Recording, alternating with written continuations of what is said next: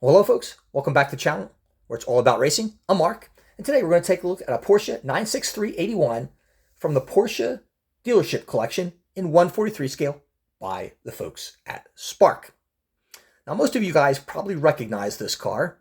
Yes, this was one of the cars that won Le Mans back in 1977. However, for 1981, Porsche was planning to enter Le Mans with a modified 924. Now, this didn't sit well with new Porsche CEO Peter Schutz, of whom insisted that Porsche fielded a car capable of winning or not at all. Therefore, a few of the old mothballed Porsche 936s were removed from the Porsche Museum, and a new 2.6-liter engine was installed capable of producing 640 horsepower. There was a new gearbox as well, and thus the Porsche 936/81 was born. Now, Jacky Icke was coached out of retirement, and at his request, Briton Derek Bell was his teammate. The rest is history, another win at Le Mans for Porsche. Now, the Porsche 936/81 winning chassis 003 was sponsored by Jules, a Christian Dior fragrance for men.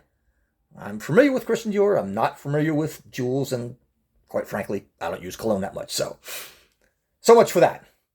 In 2013, once again, the 936/81 was pulled from the Porsche Museum, given an extensive restoration, and returned to competition at the 2013 Phillip Island Classic. And the next week was raced at the 2013 Formula One Australian Grand Prix. And today, guys, we're going to take a look at this really unique model from Spark in close detail. Now, folks, this is a Sparka 143 scale resin replica mounted on a black plastic base. Comes with an acrylic jewel box, and is part of the Porsche Dealership Collection. Yes, you can buy these things at Porsche dealerships all over the country. You can buy them at the Porsche Museum in Stuttgart, and you can also purchase them at Porsche's North American headquarters in Atlanta. Or you can do it like me and buy it off eBay. Comes in this white Porsche box. Notice on the top of the jewel cover, you have the Porsche logo embossed on it, and you can see Porsche in the background of the box itself. Now, the sides are plain white and have nothing. And if you turn it around, you've got this cool looking picture of the car racing at Le Mans back in 1981. Absolutely neat picture. Now, this is a really unique looking car. It kind of reminds me of a Formula One car with a solid body all around it.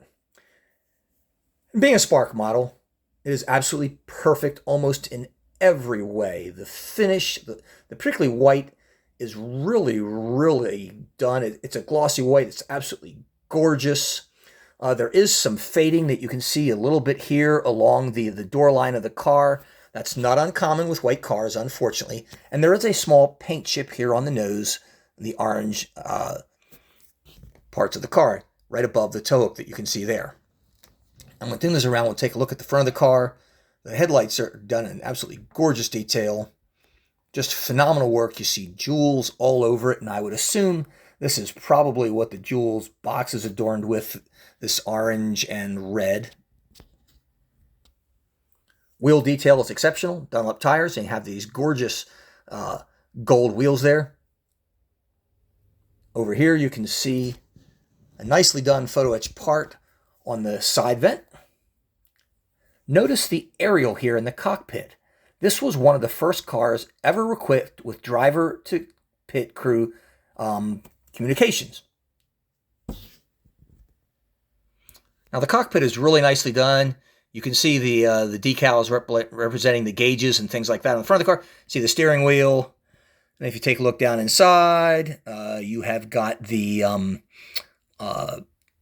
electronics. You've got the seat belts and the seat. Clearly visible. No driver in this car like you do in Formula One cars. And here's a cool look at the rear of the car. Very nicely done. You see the tow hook, the tail lights, exhaust vents, the big, huge rear wing that you have on the car. And I'm actually going to pick it up and lift it to show you the underside detail, which you normally don't see on most model cars. And it's exceptional. Now, I've picked it up here, and I'm going to let you take a look underneath there, and you can see some of the suspension work, the body details. Really nicely done by Spark. Something that you don't see very often in model cars. Here's a cool look at the car from in this case, which is actually the driver's side, as this is a right-hand drive car. And there's a cool look at the car, kind of an aerial view.